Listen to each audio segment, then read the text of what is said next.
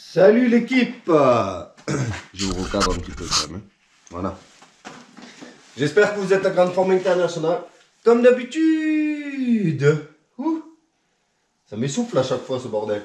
On se retrouve avec notre magnifique 426YZF. Voilà. Je veux pas trop lui jeter des fleurs quand même avant qu'il fonctionne.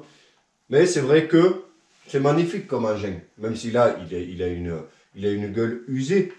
Ce que je veux dire par là, c'est la construction. Voilà, tu vois la taille du bras océan et tout. Tu sens que là c'était le tracteur de l'époque, tu vois. C'est bon, c'est lourd à piloter, mais franchement, c'est agréable. Ça me rappelle des souvenirs de mon dernier cross que j'ai eu avant de quitter la France. Il me semble que c'était un 2,5 WRF. Et je l'appréciais particulièrement, malgré qu'il soit lourdeau. C'est des bons tracteurs, voilà. Disons ça comme ça.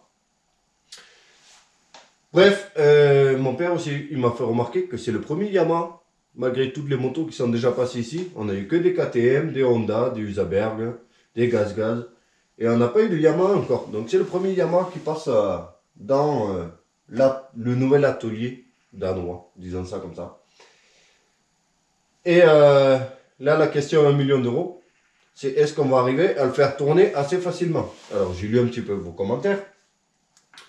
Il y en a qui parlaient de problèmes de jeu ou soupape. Voilà. Donc ça, en général, le jeu ou soupape, ça te fait galérer pour le démarrage. Là, il a quand même démarré au premier coup de kick. Après, est-ce que c'était un coup de chance? Ça, on ne sait pas. Mais avant toute chose, je vais quand même regarder si on a bien de l'essence qui arrive à la carburation. Et à partir de ce moment-là, si on a de l'essence qui arrive à la carburation, on regardera les soupapes. Dans tous les cas, on contrôlera le jeu aux soupapes. Parce que le but, c'est de le réviser entièrement. Bon. C'est bien dommage que je ne puisse pas garder toutes ces motos, hein, parce que financièrement, c'est pas possible. Parce qu'il y a quelques modèles que j'apprécie beaucoup, tu vois. Comme celui-là. Ça, c'est un modèle que j'aurais bien gardé, comme la KTM. Enfin, voilà. Mais c'est pas possible. Donc, on va s'attaquer directement. Je pense qu'on va le dépouiller un petit peu. Et je vais mettre de l'essence dedans. Je vais regarder au carburateur si tout simplement la gueule que le carburateur il a au niveau de la cuve. Voilà. Je pense qu'on peut commencer par ça. Ça serait déjà un bon début pour voir un petit peu. Voilà. Donc, c'est parti. Ben, on attaque. Hein. Pour ceux qui ne l'auraient pas encore vu, il est là. Donc c'est une belle bête, hein. J'adore cette époque de tracteur là. Tu vois le bras océan, t'as vu la taille du bras océan, sérieux? Si par exemple tu regardes, tu compares à la KTM qui est des mêmes années, tu vois, c'est quand même, c'est agréable, c'est appréciable à regarder. Allez, on attaque. Bon, faut que je vous prenne quand même un petit peu en cours de route pour vous expliquer. Donc déjà, j'ai tombé le cache du côté. Tu peux voir la cartouche. Elle a vu de meilleurs jours, tu vois. Regarde. Donc, pour voir si on peut la réparer ou s'il va falloir une nouvelle cartouche. Bon, du coup, j'ai défait la boucle arrière là pour pouvoir sortir le carburateur. Et j'ai juste seulement, bon, ça commence à couler un peu l'essence quand même. J'ai seulement débloqué les écrous parce que bon, ils étaient bloqués, ça faisait longtemps. Et je peux vous dire déjà, après je peux me tromper, mais ça pue la vieille essence, tu sais. Ça pue la vieille essence.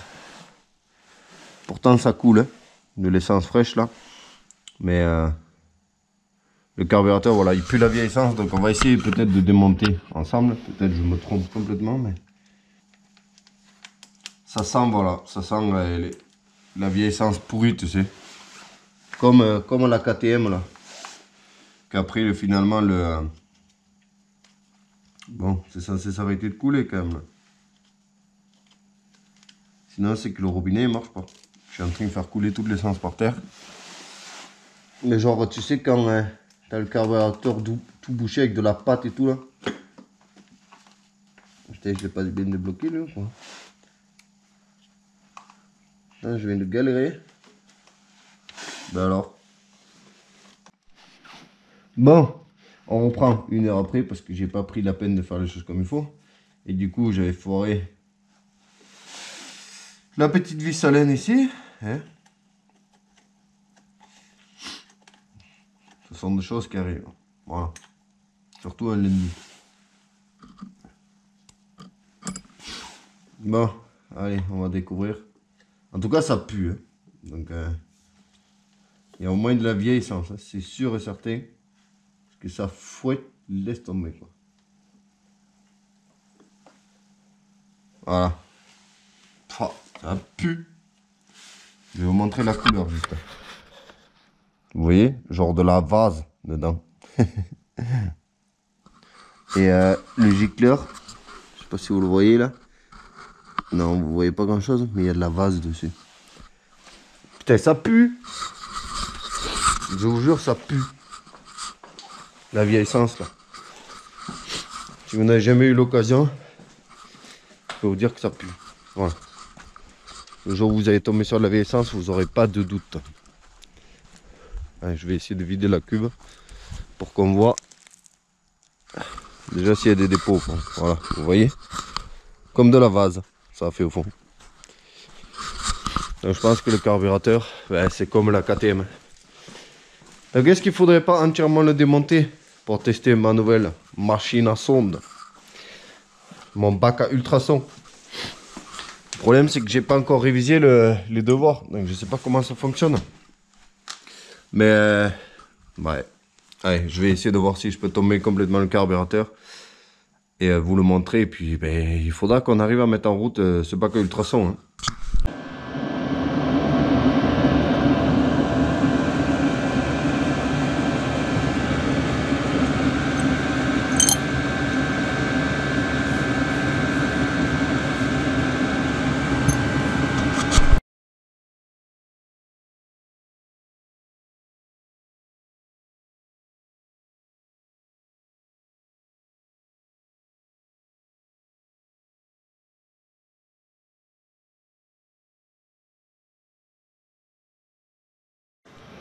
Bon, je vais essayer de faire court parce qu'il y a pas mal de bruit. Il y a la machine à sonde et tout qui tourne.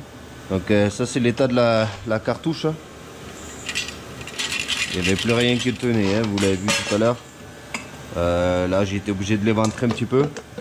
Donc le seul moyen pour en faire une cartouche valable, c'est de la raccourcir. C'est-à-dire je vais couper ici et je vais couper la mitraillette dedans. Et je vais essayer de tout remboîter. Mais déjà il faut que je fasse péter tous ces vis là qui tiennent mais sans tenir en fait. Voilà. Donc je vais essayer de faire ça vite fait. Enfin vite fait, il n'y a jamais rien qui se passe vite fait. Voilà. Cartouche raccourcie. Alors c'est pas très esthétique, hein, mais c'est fonctionnel. Et dans tous les cas c'est derrière les carénages, tu vois. Donc ça peut pas, voilà, ça risque pas grand chose. Hein. Le seul truc c'est qu'il va falloir faire une petite patte pour le silencieux.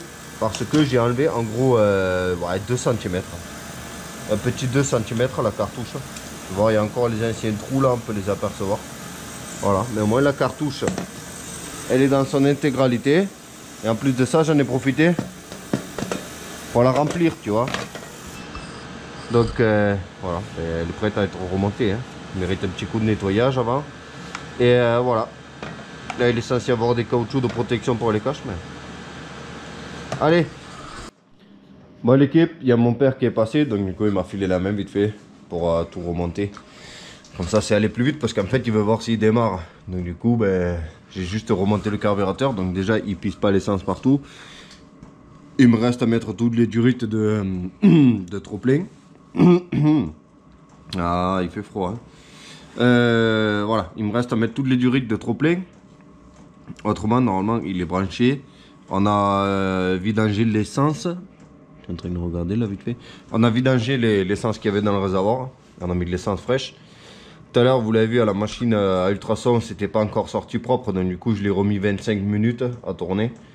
Et bon, ben là, ça y est, les gicleurs et tout sont sortis propres. Donc j'ai pas fait tremper le carburant entier. J'ai fait tremper que la partie basse avec tous les gicleurs et tout. Et voilà. Bon, on va voir si ça démarre. Hein. Je pense pas quand même, mais bon. Je me prépare, je mets la botte de crosse et on teste.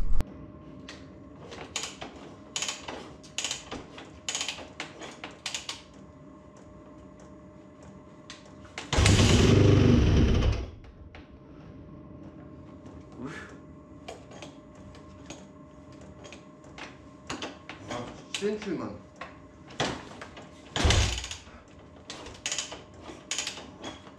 Hvordan finder man det punkt igen?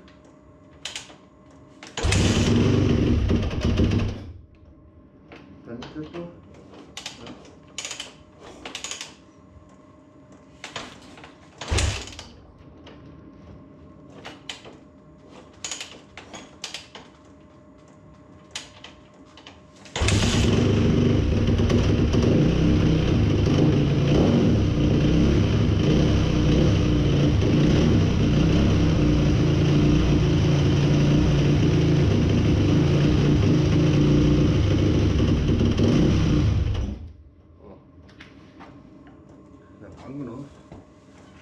Det er kun uden sukker nu.